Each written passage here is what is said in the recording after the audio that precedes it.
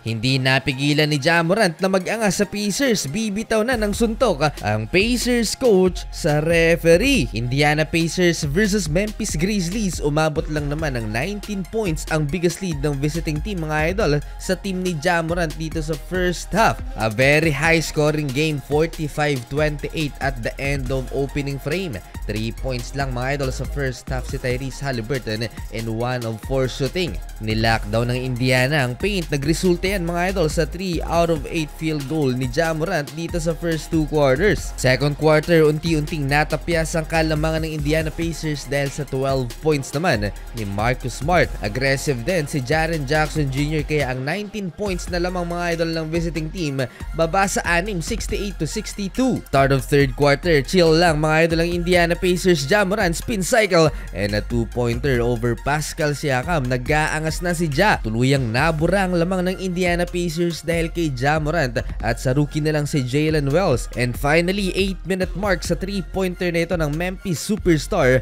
Lamang na ang Memphis Grizzlies 76-73. Napa-take over pa si Jalen Wells, ang rookie ng Memphis Grizzlies, at umabot na ng 7 points ang lamang ng Memphis Grizzlies mga idol, 88-81. Dagdagan mo pa ng napakatinding depensa naman sa paint ni Jaren Jackson Jr.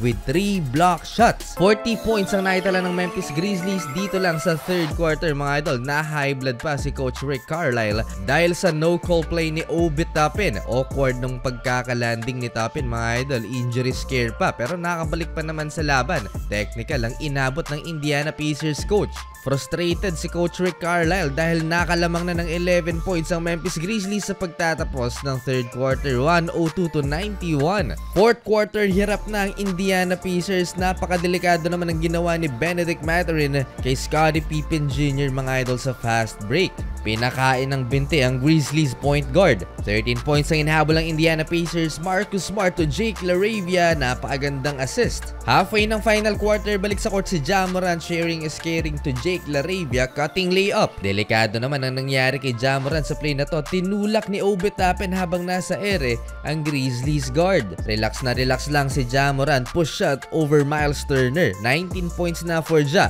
at lamang ng 12 ang Memphis, 123-111. Nabaliktad ng tuluyan ng laban nangyari kay Tyrese Haliburton, shooting only 3 out of 10 sa field at 8 points pa lang dito sa fourth quarter. Pinag-aangasan lang ni Ja Morant ang Indiana Pacers, 8 assists for Morant at may 19 points mga idol sa game na to. Last 3 minutes, suko na rin ang Indiana Pacers at sa huli na kompleto ng Memphis Grizzlies ang kanilang 19-point comeback. Nasok si Yuki Kawamura last 1 minute at nag-standing ovation ang crowd. Lahat excited na makita ang Japanese star. Nuli pa si Yuki Kawamura at hindi nagustuhan yan ng crowd. 25 points for Jaren Jackson Jr.